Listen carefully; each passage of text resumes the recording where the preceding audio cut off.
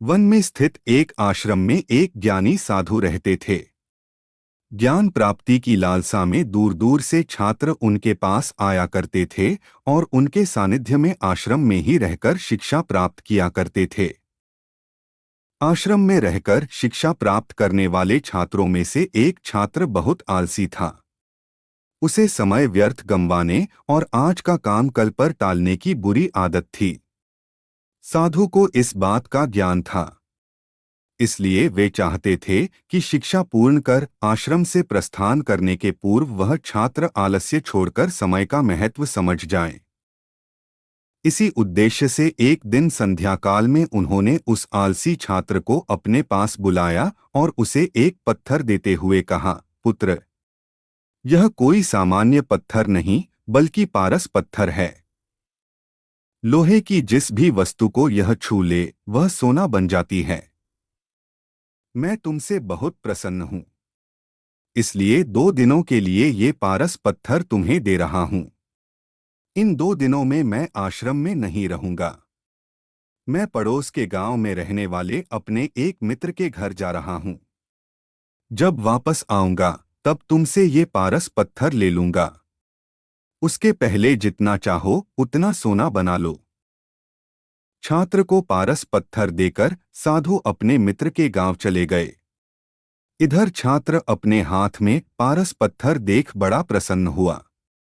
उसने सोचा कि इसके द्वारा मैं इतना सोना बना लूंगा कि मुझे जीवन भर काम करने की आवश्यकता नहीं रहेगी और मैं आनंदपूर्वक अपना जीवन व्यतीत कर पाऊंगा।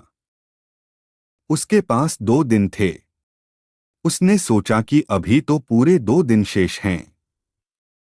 ऐसा करता हूं कि एक दिन आराम करता हूं, अगला पूरा दिन सोना बनाता रहूंगा।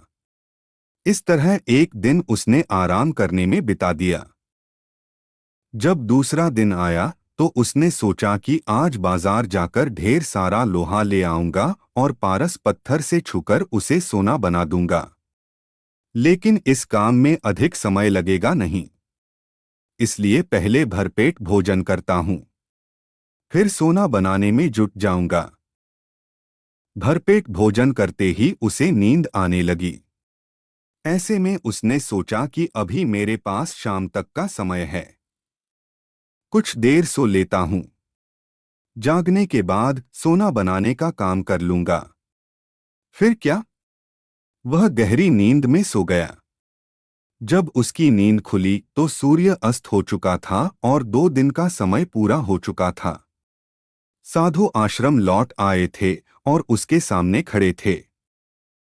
साधु ने कहा, पुत्र, सूर्यास्त के साथ ही 2 दिन पूरे हो चुके हैं। तुम मुझे वह पारस पत्थर वापस कर दो। छात्र क्या करता? आलस के कारण उसने अमूल्य समय व्यर्थ गवा दिया था और साथ ही धन कमाने का एक सुअवसर भी उसे अपनी गलती का एहसास हो चुका था और समय का महत्व भी समझ आ गया। वह पछताने लगा।